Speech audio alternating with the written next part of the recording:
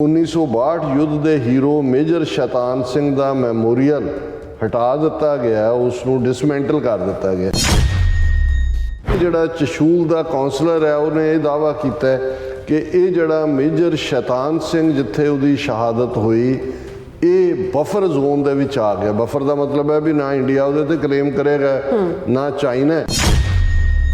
चशूल Ladakh reason दे विच जिथे जंग सी, minus temperature और किसी दे कोल कोई उन्होंने सूती कमीज़ां दित्तियां गईयां, वो जिहड़े फ्लीट टाइप शूज़ सी ये उन्होंने दिते गए। ये आंदा है कि भाई मेजर शैतान सिंह ने जिहड़ा है वो अखीर तक वो जूझिया मरिया और उसकी याद दे विच उन्होंने उत्थे जिथे उहदी डैथ हुई उहदा एक छोटा मैमोरीअल भी बना दिता है।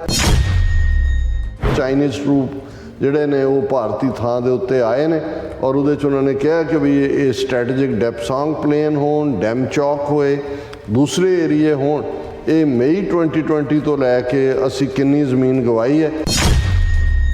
जिहड़ा मोदी कहंदा है भी साडी जमीन च आए नहीं, जे तुहानू अपने एक हीरो दा ਜਿਹਨੂੰ ਤੁਸੀਂ ਪਰਮਵੀਰ ਚੱਕਰ ਦਿੱਤਾ ਹੋਇਆ ਉਹ ਡੈਥ ਤੋਂ ਬਾਅਦ ਉਹਦਾ ਡਿਸਮੈਂਟਲ ਕਰਨਾ ਪਿਆ ਔਰ ਉਹਨੂੰ ਤੁਹਾਨੂੰ ਫ੍ਰੀ ਜ਼ੋਨ ਦੇਣਾ, ਬਫਰ ਜ਼ੋਨ ਦੇਣਾ ਪਿਆ, ਇਹਦਾ ਮਤਲਬ ਹੈ ਵੀ ਤੁਸੀਂ ਆਪਣੀ ਟੈਰੀਟਰੀ ਵੀ ਲੂਜ਼ ਕੀਤੀ। ਜਿਹੜੀ ਬਫਰ ਜ਼ੋਨ ਵਾਲੀ ਸੀ ਉਹ ਤਾਂ ਕੀਤੀ ਤੇ ਆਪਣੀ ਲੈਂਡ 'ਚ ਆ ਕੇ ਤੁਸੀਂ ਚਾਈਨਾ ਨੂੰ ਬਫਰ ਜ਼ੋਨ ਦੇ ਰਹੇ ਹੋ। ਫਿਰ ਉਹਨੇ ਕਿਹਾ for 4 years the Modi government has tried to cover up the worst territorial setback in 6 decades for India with its DDLJ approach: deny, distract, lie and justify.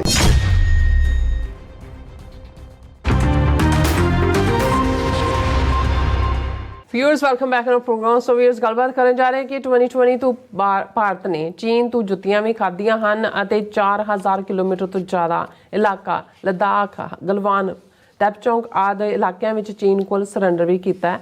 ਸੋ ਹੁਣ ਇਹ ਵੀ ਸਾਹਮਣੇ ਆਇਆ ਹੈ ਕਿ 1962 ਦਾ ਭਾਰਤ ਚੀਨ ਜੰਗ ਦੌਰਾਨ ਪਰਮਵੀਰ ਚੱਕਰ ਜੇਤੂ ਮੇਜਰ ਸ਼ੈਤਾਨ ਸਿੰਘ ਦੀ ਜਿਹੜੀ ਯਾਦਗਾਰ ਨੂੰ ਵੀ ਤੋੜ ਦਿੱਤਾ ਗਿਆ ਹੈ ਕਿਉਂਕਿ ਉਹ ਚੀਨ ਭਾਰਤ ਦੇ ਨਵੇਂ ਮੰਨੇ ਗਏ ਬਫਰ ਜ਼ੋਨ ਵਿੱਚ ਆਂਦਾ ਸੀ। ਸੋ ਇਸ ਬਾਰੇ ਆਪਾਂ ਗੱਲਬਾਤ ਕਰਨ ਜਾ ਰਹੇ ਹਾਂ।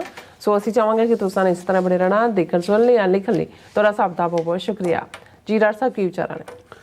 देखो गुरु की रहमत नाल असीं इस गल का दावा कर सकते हैं कि जदों गलवान च जून 2020 भारती फौज और चीनियां की झड़प हुंदी है जिहदे च कोई गोली नहीं दागी जाती, डंडियां और हत्थां दे नाल ही, और 20 के करीब भारती फौजी मारे जाते हैं। उन्हां दे आला अफसर जिन्हां च करनल, मेजर, कैप्टन रैंक के 7 या 8 वो हॉस्टेज बन जाते हैं जिन्होंने चीन 3 दिन बाद जिहड़ा अपने लैवल ते ही रिलीज़ करता है। और उस तो बाद लगातारता नाल ईवन उस तो पहला जो 2017 च डोकलाम क्राइसिस जिहड़ा भूटान और चाइना के बॉर्डर ते, इंडिया का सीधा बॉर्डर नहीं लगता, अच्छा, उत्थे भी जो इंडिया ने डिकलेयर किया सी कि जी जो स्टैंड ऑफ किन्ने महीने रहा फिर वापस होया जी जित गया सी कि ये बहुत बुरी तरह उत्थे इन्होंने कुट खाधी है। और ये डोकलाम भी जिहड़ा इशू है उस सीधा, और उस तो बाद असीं हुण तां देखते हैं भी भूटान ने सीधी चीन नाल नैगोशिएशन खोल के वो एरिया जिहड़ा भारत नूं हमेशा लगदा सी कि जी उत्थों जिहड़ा सिलीगुड़ी कॉरीडोर है जिन्हों चिकन नैक कहा जाता है वो वलनरेबल होएगा, वो तो ऑलरेडी चाइना ने ले लिया। लेकिन असीं इस सारे पीरीयड च कहंदे रहे और साडे किन्ने प्रोग्राम इस ते होणगे कि ये जड़ियाँ 20 तो करीब इन्होंने कमांडेंट लैवल मीटिंग्स भी कीतियां हैं जिहदे च होया कि जी ये तो तरले कर रहे हैं कि भाई साडा थोड़ा बहुत ही ज़मीन वापस दे दे। और ये ईवन इन्हां दे हिंदू तो भी आइडियालॉग सुब्रमण्यम स्वामी ने 4000 स्क्वेयर किलोमीटर तो ज़्यादा ज़मीन वो गलवान रीजन च होए, लद्दाख च होए, पैंगोंग सो लेक होए, डेपचौंग होए, इन्हां सारियां दे विच भारत ने गवाई है। और पहलां तां असीं जिहड़ा वो थोड़ा जिहा कंजरवेटिव काउंट के थल्ले 2500 के करीब कहें, जो उन्हें 4000 तो ज़्यादा, और हुण तां ये सामने ही है की है। हुण अज ये खबर असी इसलिए दोबारा डिस्कस कर रहे हैं क्योंकि अज BBC होए जां प्रोमीनेंट इंडियन मीडिया दे विच भी है। मैनूं याद है भी असी स्कूलों दे विच जदों पढ़दे सी हायर सैकेंडरी स्कूल च प्रिंसीपल ऑफिस के बाहर की कंध के उत्ते, क्योंकि 62 की लड़ाई उस पीरीयड च ਜਿਹੜੀ ਹੈ ਕੁਝ ਸਾਲ ਪਹਿਲਾਂ ਹੋਈ ਹੈ, ਬਹੁਤ ਅਰਲੀ ਡੇਜ਼ ਦੀ ਗੱਲ ਹੈ। ਔਰ ਉਹਦੇ 'ਚ 4 ਤਸਵੀਰਾਂ ਵੱਡੀਆਂ ਫਰੇਮਡ ਪ੍ਰਿੰਸੀਪਲ ਦੇ ਆਫਿਸ ਦੇ ਬਾਹਰ ਲੱਗੀਆਂ ਹੁੰਦੀਆਂ ਸੀ। 2 ਸਿੱਖ ਫੌਜੀਆਂ ਦੀਆਂ, ਸੂਬੇਦਾਰ ਜੋਗਿੰਦਰ ਸਿੰਘ, ਪਰਮਵੀਰ ਚੱਕਰ ਚੀਨ ਵਾਰ ਦੀ, ਫਿਰ ਸਪਾਈ ਕੇਵਲ ਸਿੰਘ, ਇਹ ਜਲੰਧਰ ਦੇ ਨੇੜੇ ਪਿੰਡ ਦੇ, ਮਹਾਵੀਰ ਚੱਕਰ। ਔਰ 2 ਜਿਹੜੀਆਂ ਨੇ ਉਹ ਟੋਪੀ ਵਾਲਿਆਂ ਦੀਆਂ ਸੀ, ਬ੍ਰਿਗੇਡੀਅਰ ਹੁਸ਼ਿਆਰ ਸਿੰਘ, ਪਰਮਵੀਰ ਚੱਕਰ, ਔਰ ਮੇਜਰ ਸ਼ੈਤਾਨ ਸਿੰਘ, ਕਿਉਂਕਿ ਬਾਕੀ ਨਾਂ ਤੁਹਾਨੂੰ ਭੁੱਲ ਜਾਂਦੇ ਨੇ, ਸ਼ੈਤਾਨ ਕਿਸੇ ਨੇ ਨਾਂ ਰੱਖਿਆ ਹੋਇਆ ਤੇ ਉਹ ਤੁਹਾਨੂੰ ਭੁੱਲਦਾ ਵੀ ਨਹੀਂ ਹੈ, ਤਾਂ ਇਸ ਲਈ ਮੈਨੂੰ ਯਾਦ ਵੀ ਸੀ ਕਿ ਬਈ ਮੇਜਰ ਸ਼ੈਤਾਨ ਸਿੰਘ, ਪਰਮਵੀਰ ਚੱਕਰ। ਹੁਣ ਉਦੋਂ ਫਿਰ ਉਹਨਾਂ ਦੇ ਥੱਲੇ ਬਰੀਫ ਡਿਸਕ੍ਰਿਪਸ਼ਨ ਲਿਖੀ ਹੁੰਦੀ ਸੀ ਕਿ ਵੀ ਸੂਬੇਦਾਰ ਜੋਗਿੰਦਰ ਸਿੰਘ ਦੇ ਸਿੱਖ ਰੈਜੀਮੈਂਟ ਦਾ ਸੀ, ਉਹਨੇ ਕੀ ਮੇਜਰ ਸ਼ੈਤਾਨ ਸਿੰਘ ਬਾਰੇ ਸੀ ਕਿ ਵੀ ਇਹ ਕੁਮਾਊਂ ਰੈਜੀਮੈਂਟ ਜਾਟ ਸੀ ਹਰਿਆਣੇ ਦਾ, ਇਹਨਾਂ ਦੀ ਟੁਕੜੀ ਵੀ ਜਾਟਾਂ ਦੀ ਸੀ।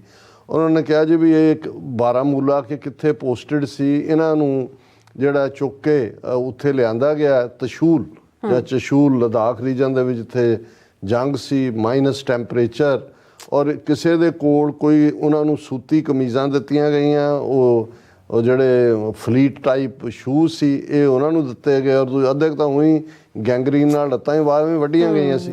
ਲੇਕਿਨ ਇਹ ਆਂਦਾ ਹੈ ਕਿ ਭਾਈ ਮੇਜਰ ਸ਼ੈਤਾਨ ਸਿੰਘ ਨੇ ਜਿਹੜਾ ਉਹ ਅਖੀਰ ਤੱਕ ਉਹ ਜੂਝਿਆ, ਮਰਿਆ, ਔਰ ਉਸ ਦੀ ਯਾਦ ਦੇ ਵਿੱਚ ਉਹਨਾਂ ਨੇ ਉੱਥੇ ਜਿੱਥੇ ਉਹਦੀ ਡੈਥ ਹੋਈ ਉਹਦਾ ਇੱਕ ਛੋਟਾ ਮੈਮੋਰੀਅਲ ਵੀ ਬਣਾ ਦਿੱਤਾ ਹੈ। ਔਰ ਇਹ ਜਿਹੜੀ ਮੈਨੂੰ ਕਿਉਂਕਿ ਬਚਪਨ ਦੀਆਂ ਯਾਦਾਂ 'ਚੋਂ 4 ਤਸਵੀਰਾਂ ਮੇਰੇ ਹਮੇਸ਼ਾ ਹੀ ਰਹਿੰਦੀਆਂ ਨੇ ਲਟਕਦੀਆਂ।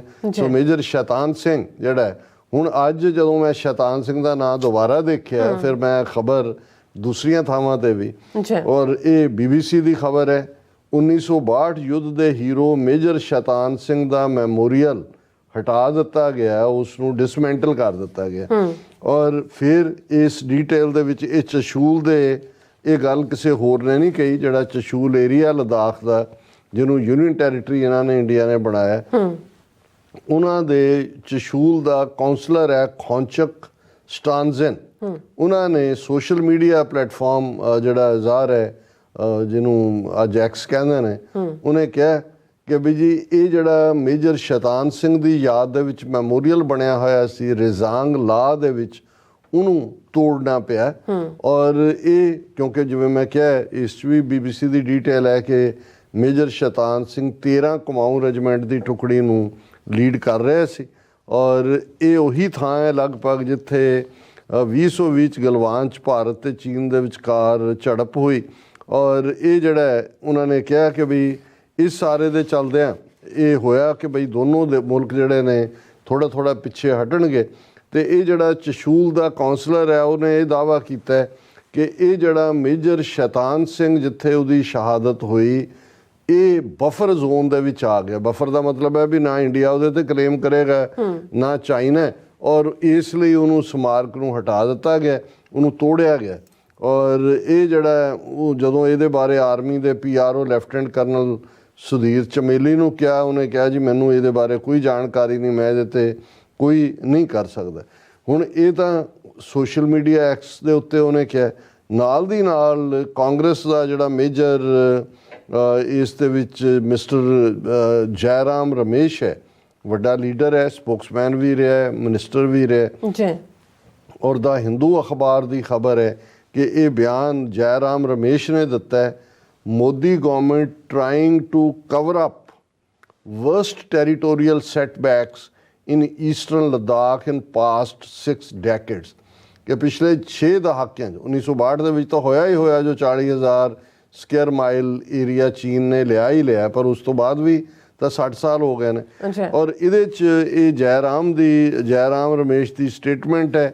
ਉਹਨੇ ਕਿਹਾ ਕਿ ਵੀ Narendra Modi government is trying to cover up the worst territorial setback, ਕਿ ਵੀ ਇਹਨਾਂ 60 ਸਾਲਾਂ 'ਚ ਇਹ ਇੰਨੀ ਜ਼ਮੀਨ ਇਹਨਾਂ ਨੇ ਗਵਾਈ ਹੈ। ਚਾਈਨੀਜ਼ ਟਰੂਪ ਜਿਹੜੇ ਨੇ ਉਹ ਭਾਰਤੀ ਥਾਂ ਦੇ ਉੱਤੇ ਆਏ ਨੇ, ਔਰ ਉਹਦੇ 'ਚ ਉਹਨਾਂ ਨੇ ਕਿਹਾ ਕਿ ਵੀ ਇਹ ਸਟ੍ਰੈਟੇਜਿਕ ਡੈਪਸਾਂਗ ਪਲੇਨ ਹੋਣ, ਡੈਮ ਚੌਕ ਹੋਏ, ਦੂਸਰੇ ਏਰੀਏ ਹੋਣ, ਇਹ ਮਈ 2020 ਤੋਂ ਲੈ ਕੇ ਅਸੀਂ ਕਿੰਨੀ ਜ਼ਮੀਨ ਗਵਾਈ ਹੈ। ਔਰ ਇਹਦੇ 'ਚ ਉਹਨਾਂ ਨੇ ਫਿਰ ਮੈਮੋਰੀਅਲ ਮੇਜਰ ਸ਼ੈਤਾਨ ਸਿੰਘ ਦਾ ਉਹਨੂੰ ਵੀ ਢਾਣ ਦਾ ਜ਼ਿਕਰ ਕੀਤਾ ਹੈ। The party's communication chief Jairam Ramesh ਨੇ post on X quoted Chushul councillor ਨੂੰ ਵੀ ਕੋਟ ਕੀਤਾ ਹੈ। ਉਹਨੇ ਕਿਹਾ ਵੀ ਜਿਹਨੇ ਕਿ ਇਹ 1962 ਦੀ ਸਾਈਨੋ ਇੰਡੀਆ ਲੜਾਈ ਦੇ ਇੱਕ ਵੱਡੇ ਹੀਰੋ ਦੇ ਸਮਾਰਕ ਨੂੰ ਮੈਮੋਰੀਅਲ ਨੂੰ ਡਿਸਮੈਂਟਲ ਕਰ ਦਿੱਤਾ ਗਿਆ। ਔਰ ਇਹ ਸਾਰੇ ਦੇ ਚਲਦਿਆਂ ਮਿਸਟਰ ਰਮੇਸ਼ ਨੇ ਕਿਹਾ ਕਿ ਡਿਫੈਂਸ ਆਫ ਰੈਜ਼ੋਂਗ ਲਾ ਬਾਈ ਸੀ ਕੰਪਨੀ ਜਿੱਦਾਂ 13 ਕਮਾਨ ਨੂੰ ਲੀਡ ਕਰ ਰਿਹਾ ਸੀ, ਉਹਨੇ ਕਿਹਾ ਜੀ if any proof was still needed that the buffer zones negotiated by Modi government are in territory previously controlled by India, it is provided by this most shameful concession।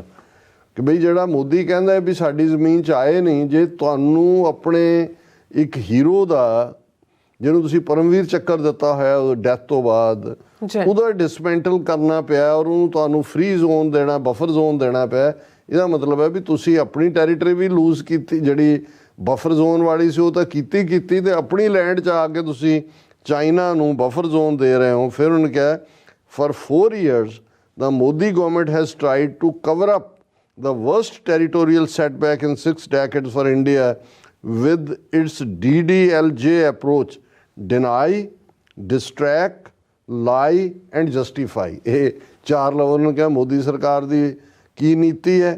Deny, ਨਾ ਕੋਈ ਘੁਸਾ, ਨਾ ਕੋਈ ਆਇਆ, ਨਾ ਕੋਈ ਗਿਆ, ਡਿਨਾਈ। ਡਿਸਟਰੈਕਟ, ਜਦੋਂ pressure ਬਣੇ ਫਿਰ ਕੁਛ ਹੋਰ ਕਰ ਦਿਓ, ਕੋਈ ਨਾ ਕੋਈ ਡਿਸਟਰੈਕਸ਼ਨ ਖੜੀ ਕਰ ਦਿਓ। ਦੈਨ ਲਾਈ, ਫਿਰ ਝੂਠ ਬੋਲੋ ਔਰ ਧੜੱਲੇ ਨਾਲ ਬੋਲੋ, ਡਟ ਕੇ ਬੋਲੋ, ਤੇ ਫਿਰ ਜੋ ਤੁਹਾਡਾ ਗੁਨਾਹ ਹੈ ਉਹਨੂੰ ਜਸਟੀਫਾਈ ਕਰੋ। ਡਿਨਾਈ, ਡਿਸਟਰੈਕਟ, ਲਾਈ and justify. Since May 2020 Chinese troops continue to deny Indian patrols access to the strategic Depsang Plains, Dem Chowk and other areas in eastern Ladakh. ਉਹਨੇ ਕਿਹਾ 2020 ਤੋਂ ਬਾਅਦ ਇੰਡੀਅਨ ਜਿਹੜੇ ਟਰੂਪਸ ਨੇ ਉਹ ਪੈਟਰੋਲ ਨਹੀਂ ਕਰ ਸਕਦੇ ਇਹਨਾਂ ਏਰੀਆ ਦੇ ਵਿੱਚ, ਔਰ ਇਹ ਬਿਲਕੁਲ ਡਿਨਾਇਲ 'ਚ ਨੇ। ਔਰ ਹੁਣ ਕਿਉਂਕਿ ਅਸੀਂ ਤਾਂ 2017 'ਚ ਡੋਕਲਾਮ ਡਿਫੀਟ ਦੀ ਗੱਲ ਵੀ ਕੀਤੀ ਸੀ, ਉਦੋਂ ਸਾਨੂੰ ਵੀ ਕਈ ਆਪਣਿਆਂ ਨੇ ਲਿਖਿਆ ਸੀ ਕਿ ਜੀ ਤੁਹਾਡੇ ਕੋਲ ਕੀ ਸਬੂਤ ਨੇ। ਮੈਂ ਕਿਹਾ ਜੀ ਸਬੂਤ ਨਹੀਂ, ਅਸੀਂ ਇਹਨਾਂ ਨੂੰ ਬ੍ਰਾਹਮਣ ਨੂੰ ਬਹੁਤ ਚੰਗੀ ਤਰ੍ਹਾਂ ਸਮਝਦੇ ਹਾਂ ਵੀ ਹੈ ਕੀ ਹੈ, ਬਾਕੀ ਤੁਹਾਨੂੰ ਬਿਟਵੀਨ ਦਾ ਲਾਈਨਸ ਦੇਖਣਾ ਪੈਂਦਾ।